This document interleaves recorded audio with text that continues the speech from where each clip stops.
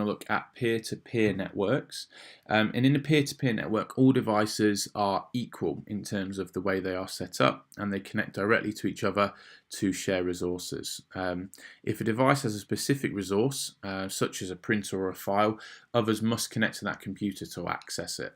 So we can see here in this example straight away that we've got a computer here which has a printer connected directly to it. So for this computer here, let's say this is computer A and this is computer B, for it to connect to the printer, what it's going to need to do is go through these machines and then it will send its request that way. Okay. Peer-to-peer networks are common in homes where one machine might have certain files or resources that are shared with others on the network. So you may find that your own home computer network is peer-to-peer.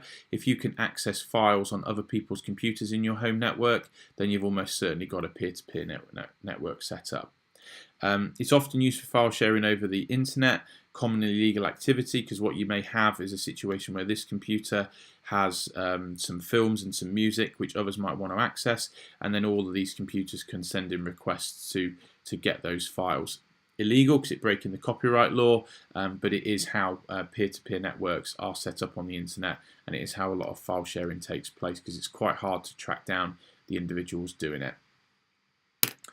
Now, some of the advantages and disadvantages associated with peer-to-peer networks, well, they're very easy to maintain because everyone was responsible for their own machine on a peer-to-peer network. There is no central server like in a client-server network where everyone has to listen to the rules of what the server is putting out. So there's no dependency on a central server, which does mean that if one machine breaks, it doesn't affect the rest of the network. Some of the disadvantages, though, and there are quite a lot of disadvantages, security is managed by each device, and therefore it could be weaker.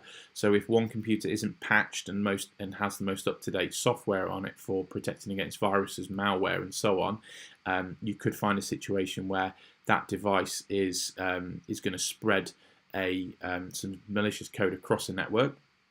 It's difficult to know where all the files are stored because they're all held in like a peer-to-peer format, so each machine has its own files. It's reliant on an individual machine having the files and also those files being shared. And then if you do copy files, you're often creating duplicates, which is wasting space on the network.